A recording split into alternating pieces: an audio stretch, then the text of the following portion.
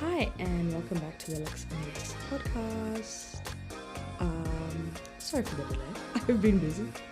Your girl is a remote worker now.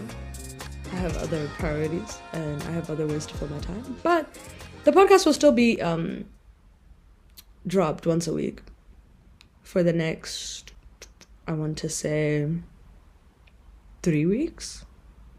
And then I'm done. I'm done. This season is far too long already. I'm tired. I'm done. Yeah, pretty much is how I feel about it. Yeah, that's it. Nothing much to say. That's it. Those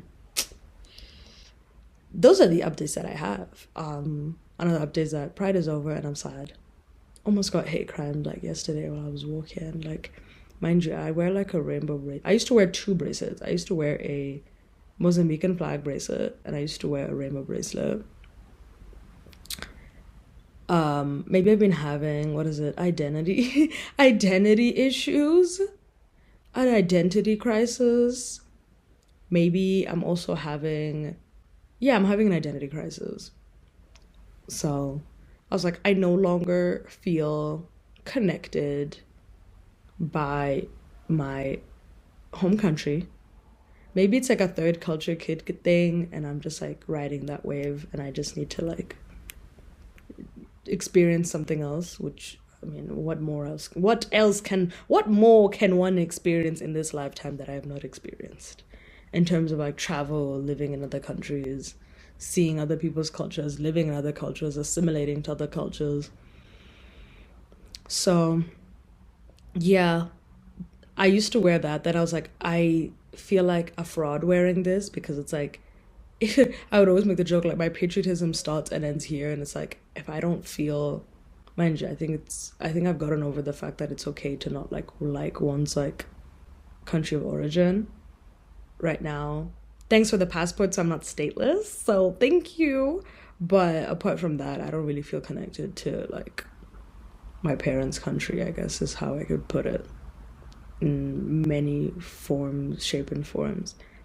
I feel like if it becomes a place where they are welcoming, where they're not struggling so much, and where not everybody is so sort of like, where not everybody's emotions are so heightened, and people in the government actually make smart decisions, I think that's when it can become a country that I can feel like, okay, I adhere to your values. But in its current state, I don't feel like I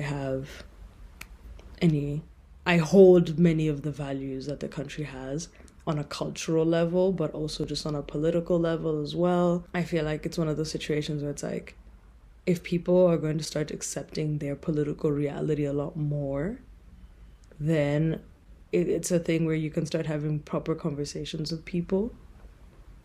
But I think a lot of people are deluded in that country about the current situation. I feel like if you're part of the ruling class, you're very much deluded by the current situation because it's become a selfish thing where it's like where people are like, as long as I'm doing well, it's okay. But it's like, no, it's not okay. And I think what's also sad is seeing a lot of young people be like, listen, if I can't beat him, let me join him. And it's like, oh, you have fun with that. But I'm going to tell you right now, when we start protesting and they're like, oh, who lives there? I'm going to point at your house, bro. I'm going to be like, go loot there. There. That's the ruling class. Go burn down that building right there. Burn his car. Burn her car. 100%. Burn their car. But anywho, not to get too political. But today's episode is very much political, so get used to it. Maybe I'm going to start being more political. Accept it. What y'all gonna do about it? Nothing. Next segment.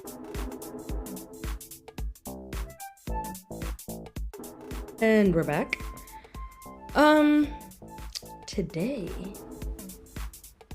Today's about discrimination, to be honest. I think I've already made a video on my TikTok about it, but I also sort of wrote a LinkedIn post about it, and like people are very receptive to it. And we're going to be talking about the Mobley and Workday case. Uh, yeah, let me just get right into it. And I'll also go back to explain why I no longer wear my rainbow bracelet in this here Pride Month.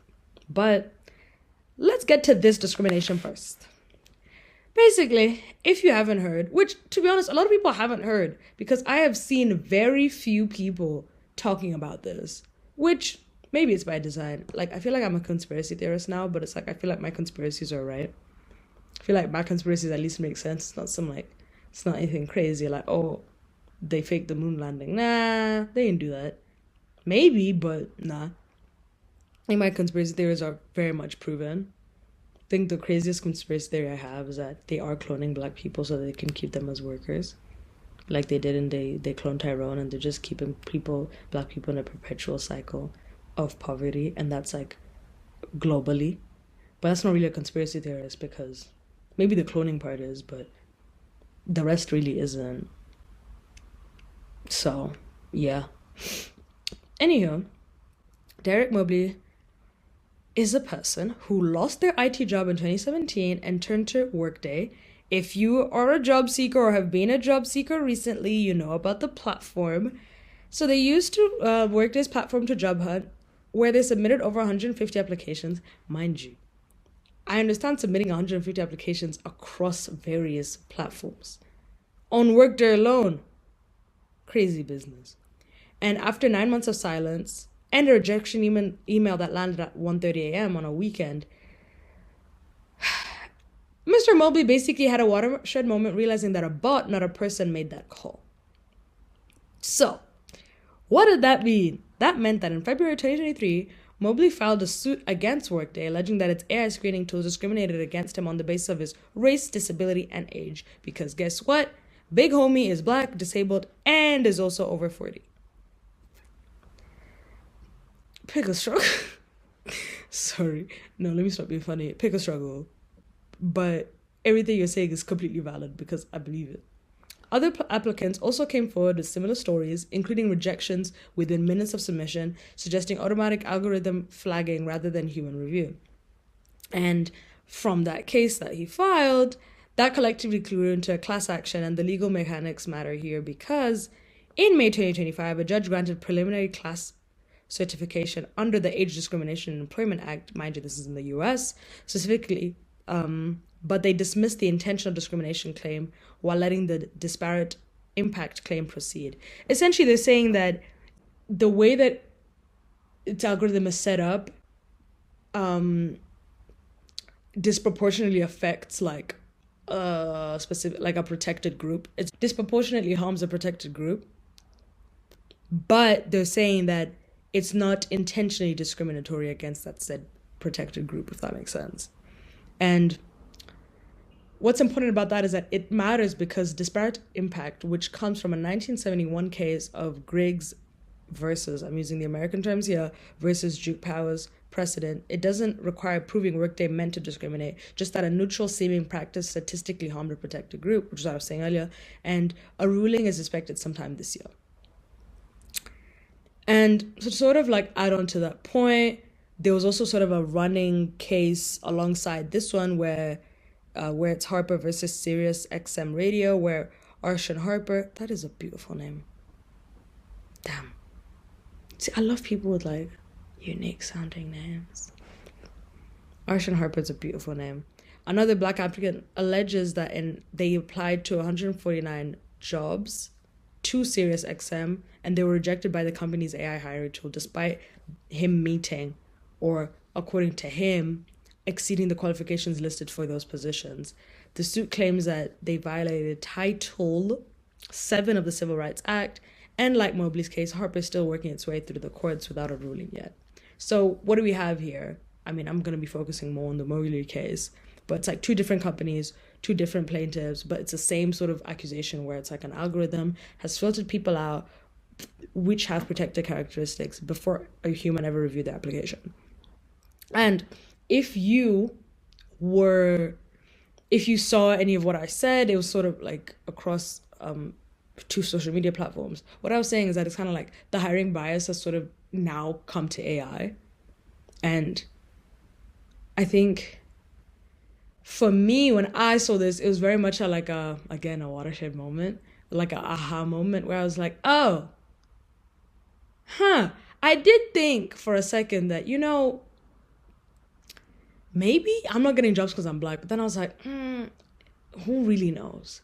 But it's like, yeah, that's probably the thing. I mean, I know that for me at least, I've been applying like abroad. So it's like, I know I'm automatically like, just off the bat, I know that I'm automatically like being rejected because of like visa status and all and stuff like that. So that's one thing. But then in other situations where it's like, oh, you're applying for a job, it's like, oh, we offer visa sponsorship. We want fresh graduates, da da da da. I'm like, okay, I am qualified for this position. Why aren't you hiring me? What's the situation? What is it exactly? And then it's like, oh, I'm black. And I remember I had a friend, like I was still in third year at the time. She was really struggling to get a job because she graduated like a year earlier than like all of us. Well, us, I mean my friend group.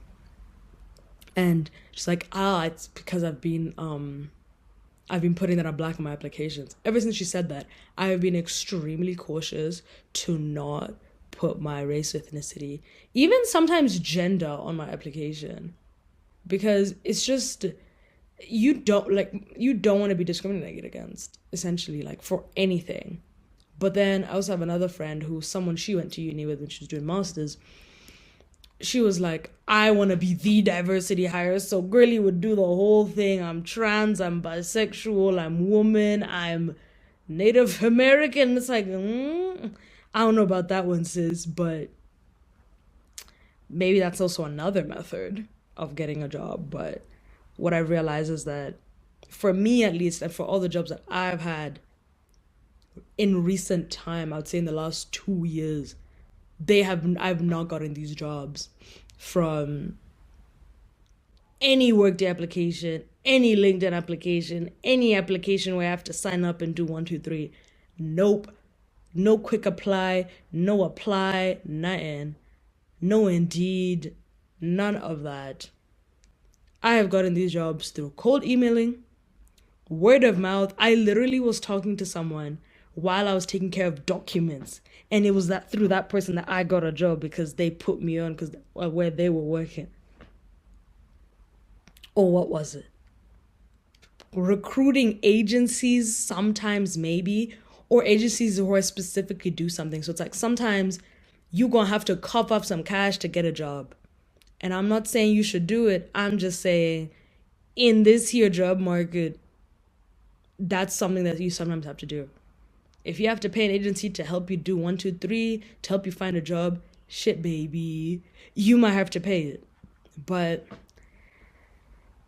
that aside, I'm probably still going to be ranting about the job market in this episode. But that aside from that, I think this case for me very much confirmed what I already knew and what I already thought was happening against people who look like me. So, next segment.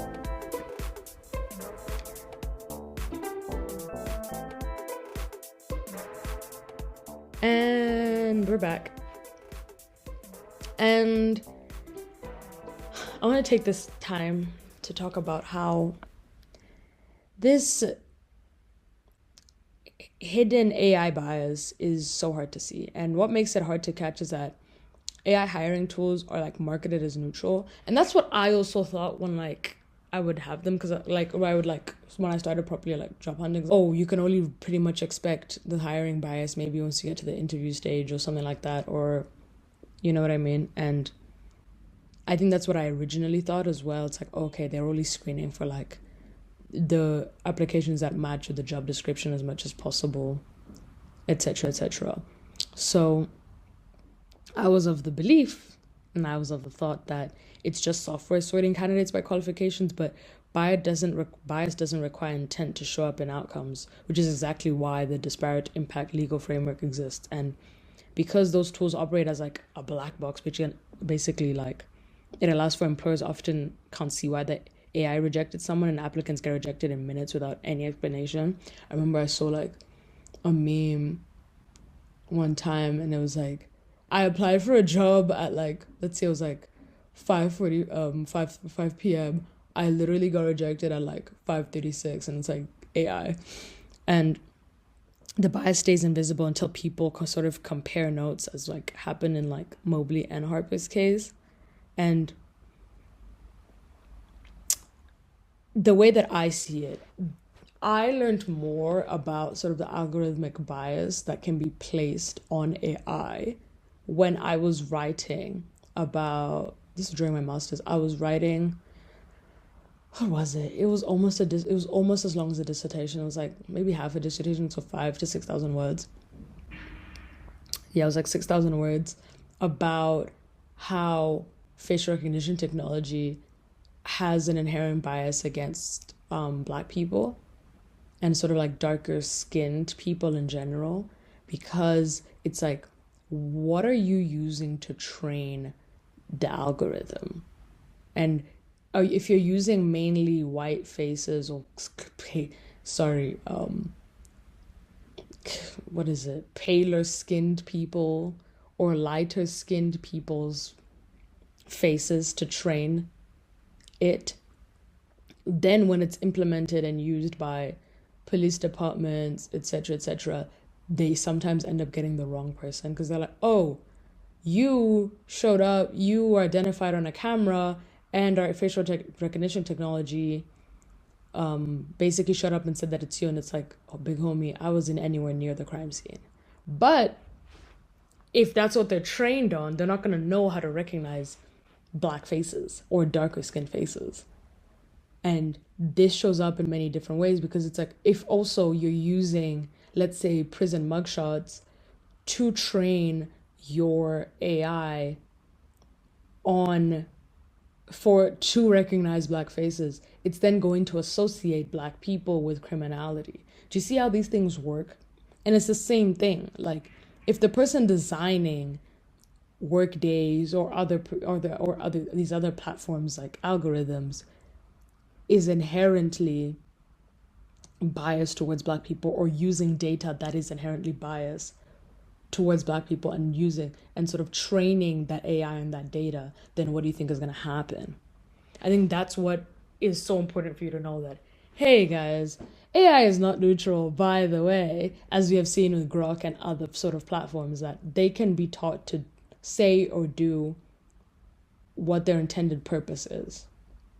So we also have to keep in mind is that, okay, maybe, let's say the judge is right and it's like it's like a it's a neutral thing that's disproportionately harming a protected group. Let's say that that's what's the reality. Technically speaking, I don't know. I'd have to ask a proper hiring manager. Technically speaking, if the hiring manager is very much like, we want people that are more like this, we want people that are more like this, aren't they going to, doesn't that also technically then introduce the bias of the company as well? Because if you're very much like, oh, our ideal candidate is this type of person.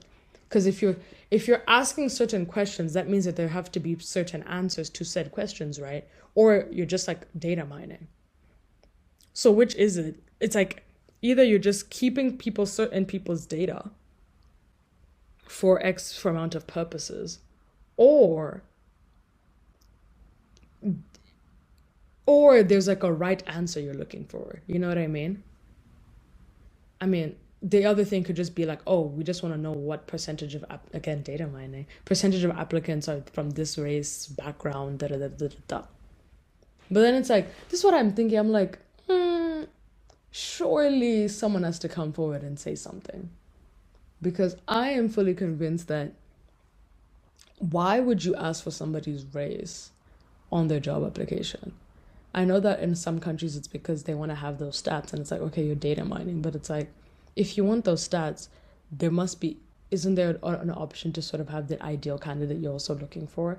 Kind of like, it's like, I've done some HR experience, I have some HR experience, and I've done some HR, and sometimes you would get automatically rejected, or you could set it on purpose where it's like, if you want 3 years experience and someone's putting 2 years, they get automatically rejected. That's why something doesn't add up. Some don't add up. And I think it raises questions about is this bias anecdotal or is there sort of hard data showing it's systematic? And I guess through this case, we'll figure it out. And I'm sure it won't be the only case that comes forward. I'm sure there's going to be like a bunch of cases coming forward as the hiring process becomes more automated, as they say. But it definitely makes you think. I think it also made me think about how when I was doing research for that essay, there was a lady they were testing out some facial recognition technology and like it worked on all of her coworkers who had like lighter skin. And then when it came to her, the facial recognition technology just couldn't recognize her face. And it's like, wow, I'm not even a human to you. It's just fucking crazy. Sorry. Yeah, it's insane. But I think when it comes to being discriminated against, there's just so many ways that it could happen. And it's like, to make matters worse, for Mobley, it was also the fact that he was over 40 and there was also being countless sort of people coming forward and being like, yeah, these algorithms are ageist. Because this is what I mean. When you set up a job application, there's certain things that you're looking for. So if I haven't seen Workday's platform, but if Workday is like, oh, you can set a threshold of how many of the age that you want the person to be. If it says 1990, out. And it's like, no, that's crazy. It's crazy, but I think that's kind of what's happening. I can't prove it, but I feel like that is exactly what is happening. So it just makes you think, it makes you wonder. But I think for someone who's been struggling in this job market, I think it also gave me more, I don't know, it was sort of relief, kind of like, oh, you know what, maybe it isn't me. Maybe there's some, again, I sound like a conspiracy theorist, but maybe it's something else, because it's like, despite, let's say, my CV really matches with theirs, with what their algorithm has set, there may be other things holding me back, and those are things that, like, I cannot control. I can't control my visa status. Unfortunately, this is the card I've been dealt. I was born African. I guess that's the sin that I have to carry. That's the sin I have. Oh, well. And yeah, I was born a woman. And I guess that's another sin of mine. And I was born black. My third sin, I guess. Hey, Mobley, you and I, same team. And obviously I don't put this on my application because I'm not crazy. What did I say last podcast? Queer with caution. I don't put my sexuality, even if they ask, I'm like, why would I do that? That's that's literally none of your business. Stop data mining. A lot of these applications are also data mining because the job postings are fake, and the job companies LinkedIn doesn't owe you shit. They get money from from the companies that post their jobs on their platform. So yeah.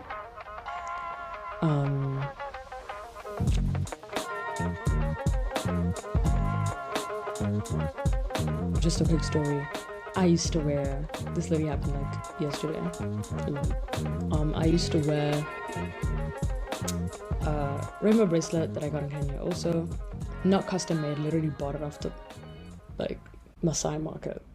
And I would just wear it because I'm like, yeah.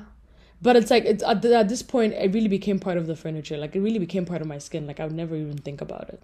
So I'm just there minding my business. People like to harass you on the street.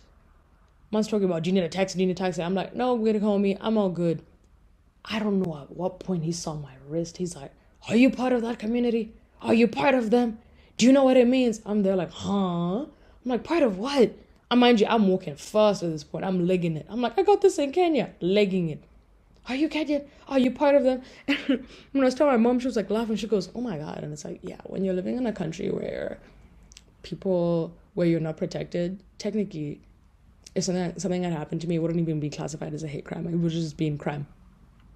But that's what I mean. So I just took it off. So now my left wrist is bare, and it's kind of weird to have it like this. But maybe it's an opportunity for me to put something else on my wrist that I can cherish. Or just leave it bare. I don't know. Maybe it's time I get a Van Cleef or something. We'll see how we feel. But all I can say to that is queer with caution, identity crisis, the algorithm is not on your side, and neither is the internet. Next segment.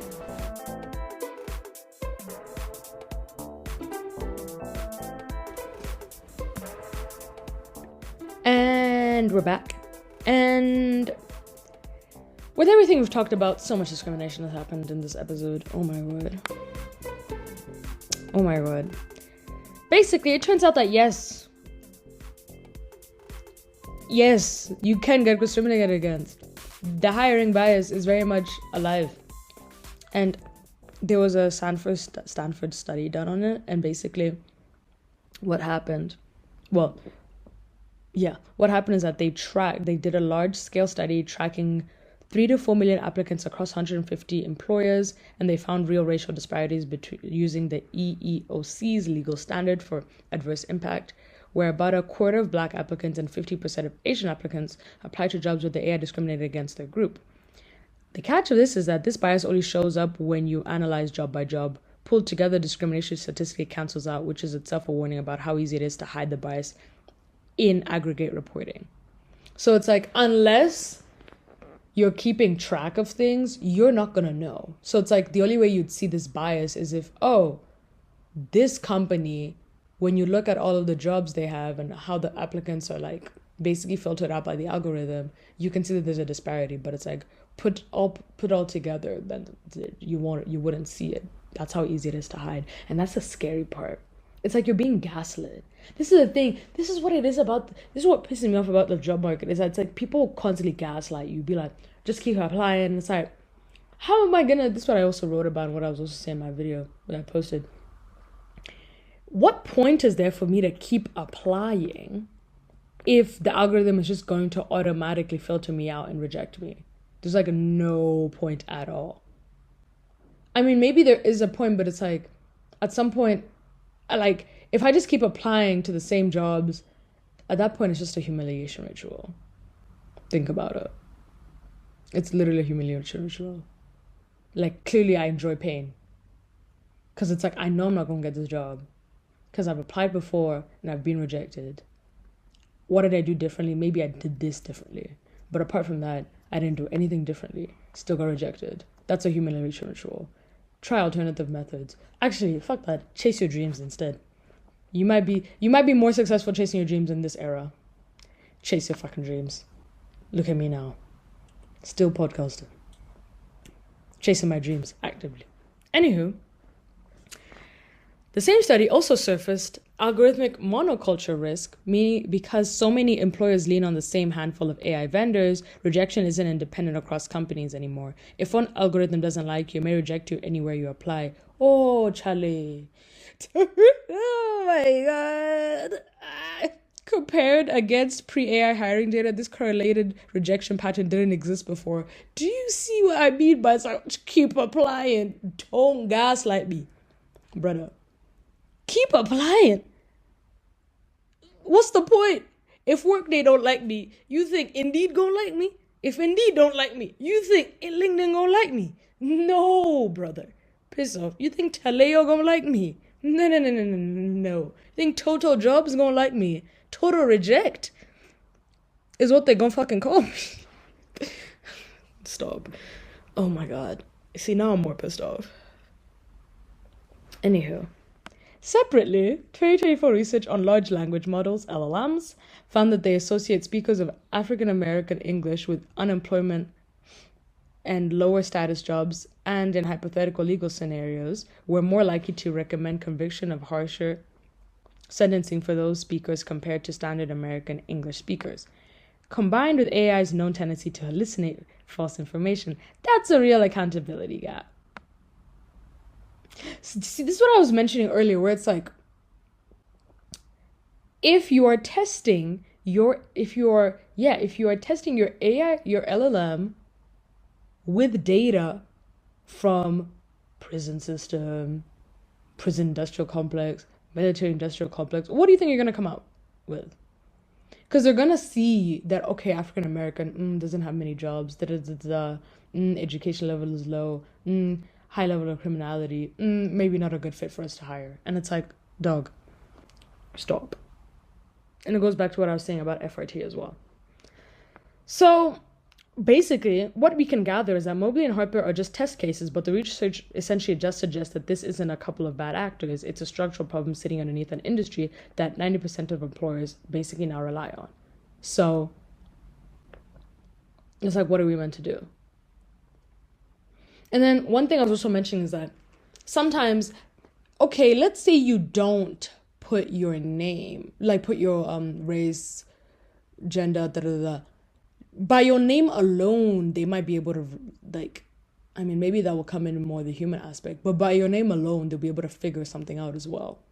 So it's like, if they want more Emily Smiths there and your name ain't Emily Smith, Emily, get out of here, because you're probably also not going to get hired. It goes back to like when, remember, I think it was like 1970s, I believe, what they would do for people for like, let's say it was, yeah, people who would apply for like colleges. Let's say they had a name like, yeah, let's say Dan Smith. Sometimes it's like the recruiters would like call and be like, what's your mother's maiden name, to make sure that like they weren't Jewish like names, which is insane. So it's like that hiring bias is now basically being put inside of the AI's hiring bias, which is crazy. So it's just really upsetting overall. I think that's what it really is. It's discouraging, it's upsetting. I don't know how people are like, mind you, I'm not saying black people aren't getting jobs. They are. I just think it's just harder. I think it's hard for everyone at the moment, especially also because it's like you're applying for a job, but you don't even know if it's a real job posting, which is even scarier. So it's like, that's something I've convinced myself as well. It's like, especially if someone applying from abroad, is that automatically, like, based on the country, obviously you have to be smart and say you're already in that country, but based on that, you already know that you're not gonna get hired. And it's sad. I think that's why my job hunt has been so difficult. But even like when I was applying in my nationalities country,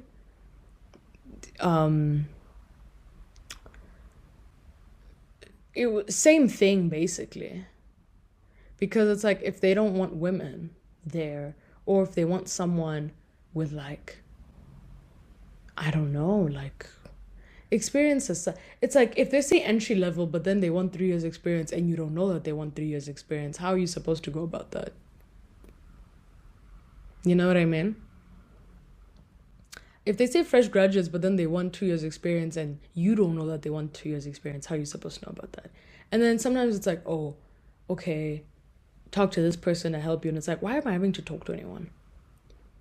I'd rather just talk to someone and get the jobs as opposed to talk to someone and then apply, but then if the algorithm rejects you, I can't help you. It's like, what was that for? I spent 2 hours on this application. Now what? I don't know. I'm not an expert in any way, shape, or form. All I have to say is that try alternative methods of getting hired. Like, now I've been seeing a lot of people being like, the crazy things I did to get hired. And it's like, people are bending over backwards to just get hired. And it's like, Workday ain't gonna help you. I'll tell you for the free. But it's gonna be interesting to see how this case ends. I hope they win, and I hope. But here's the thing: when it comes to AI like cases where it involves like tech, it's very difficult to actually like get these tech companies to change. That's why, oh, Facebook paid out 3 million because there was a da da da da involving, how it's addictive. And it's like, yeah, social media addiction case, but it's like, did they have to change how they operate? Maybe not. Did they have to change how their algorithm operates? Maybe not. So this case isn't going to matter if Workday doesn't change the way that it's like no pun intended, the way that it works, basically. So, like I said, it'll be interesting to see the verdict and the judgment, but unless they're placing like a specific performance of what Workday has to do as part of their judgment, then it just won't matter, in my humble opinion. These studies are great. It's great that we have a lot of data to cite from, and we have a lot of things to show, and other cases that may show up that are probably going to crop up in the next few years. But again, if you're not going to force these companies to change how the algorithm works, then we're just doing this for nothing. We're going to court for no business. And they're just going to be like, pay damages. And it's like, no, we want specific performance. We want an injunction. We want different things. So yeah, next segment.